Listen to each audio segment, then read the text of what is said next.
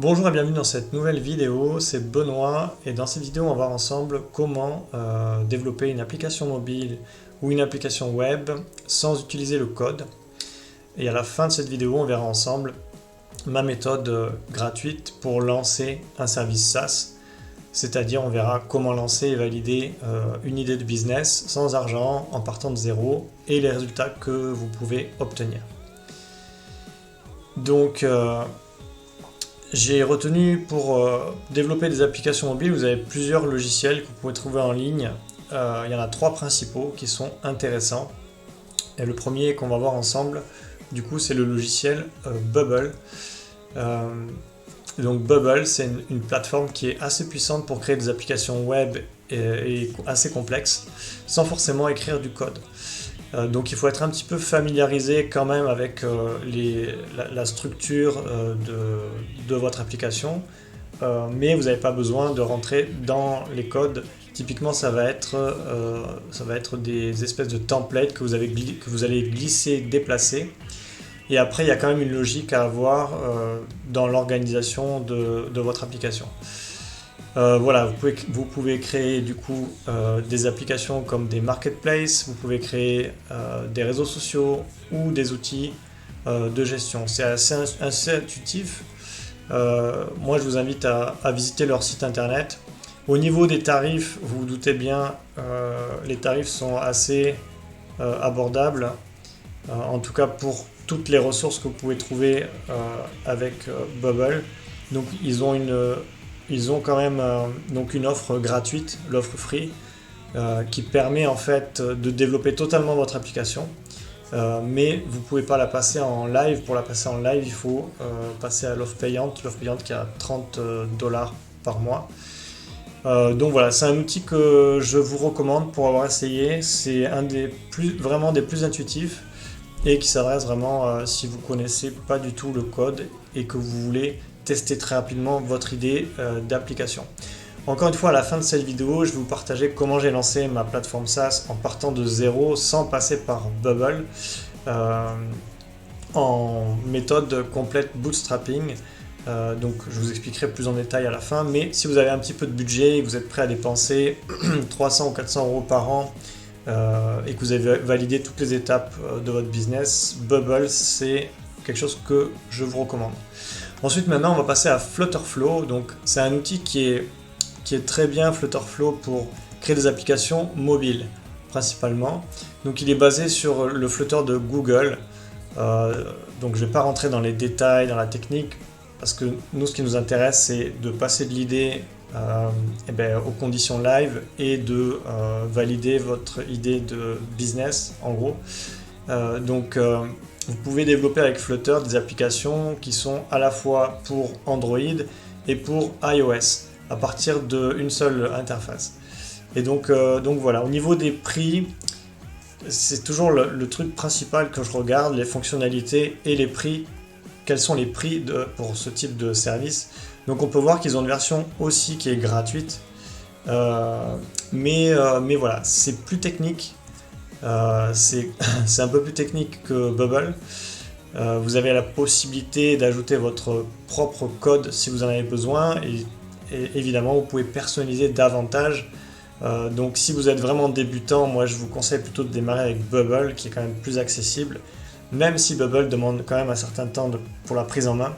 Mais Flutterflow, voilà, si vous connaissez un peu le code, vous apprenez assez vite, vous êtes vraiment focus sur votre projet, que vous êtes prêt à apprendre au fur et à mesure, ça peut être une bonne solution. Après, ils ont des plans beaucoup plus poussés et je vous laisse encore une fois découvrir qu'est-ce qu'ils font.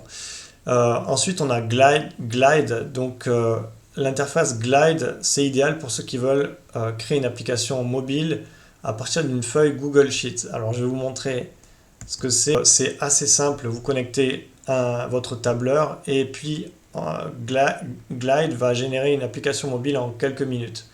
Donc c'est pas vraiment très personnalisable, c'est pas à la portée c'est pas fait pour tous les types de projets, mais c'est plutôt adapté pour des projets qui sont simples, comme si vous voulez créer des annuaires, un gestionnaire de tâches ou bien une base de données qu'on peut consulter. Voilà, c'est une application qui est rapide, vous avez quand même des fonctionnalités intéressantes. Mais voilà, moi je me suis pas trop penché là-dessus parce que justement c'est limité par rapport aux deux autres solutions que je vous ai évoquées tout à l'heure. Et donc voilà, donc Glide il propose vraiment un tarif assez élevé, mais c'est les tarifs du marché. Même si vous faites appel à des prestataires qui sont, admettons, en Inde, pour développer une application, ça va vous coûter entre 2000 et 3000 euros minimum pour lancer une bonne version, on va dire, en prenant votre temps et tout. Donc ils ont, voilà, ils ont ce type de tarif, comme vous pouvez le voir, et puis ils ont évidemment des abonnements au mois. Donc ils sont plus élevés, c'est plus cher, ça coûte plus cher que les autres, mais encore une fois, c'est un service qui est un peu plus spécifique. Et là, pour la version free, vous avez donc une application et vous pouvez travailler en collaboration. Alors attendez, non, vous pouvez avoir plusieurs, voilà, c'est limité en termes d'utilisateurs. Voilà, je vous laisse consulter tout ça. Mais en gros, c'est les trois principaux outils que moi j'utiliserai si vous souhaitez lancer une application mobile ou une application web. Donc Glide, c'est quand même assez spécifique sur ce que vous voulez faire. Flutterflow, c'est plutôt pour ceux qui maîtrisent un minimum le code. Et Bubble, c'est si vous démarrez de zéro. C'est vraiment Bubble que je vous recommande. En sachant que Bubble, il y a quand même une période de prise en main, à peu près comme tout type de logiciel.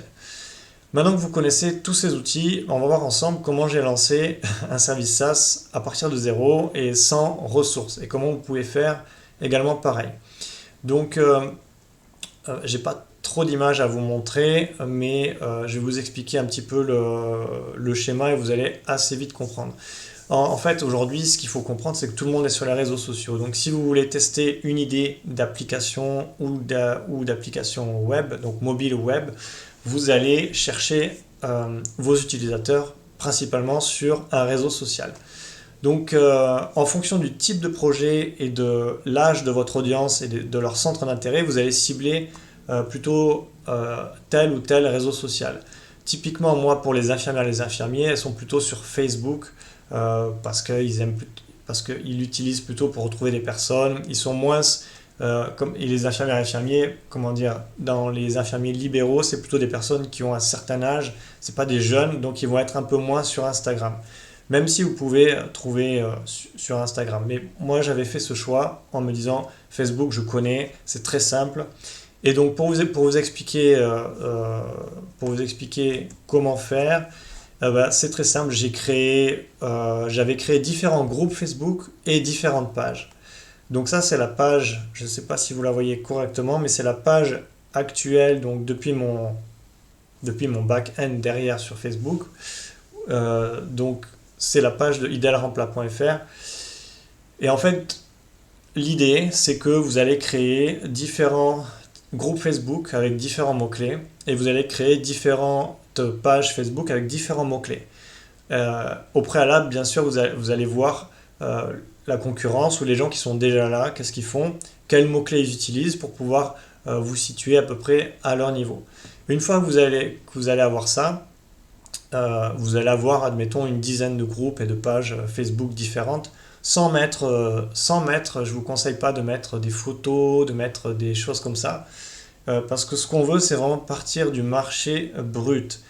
La seule chose que vous allez vouloir mesurer, c'est l'intérêt de votre marché. Quand des gens vont s'inscrire à votre groupe parce qu'ils ont trouvé l'idée intéressante, ou à votre page parce que ils se disent ça a l'air intéressant ici, tiens hop, je m'inscris, on ne sait jamais, vous allez avoir un indicateur d'intérêt. Donc vous allez avoir un indicateur d'intérêt. Et donc cette étape, ça peut prendre alors c'est vrai qu'en bootstrapping, ça peut soit aller très vite, soit ça peut aller très lentement. Et ça peut prendre entre une semaine et 3 mois en fonction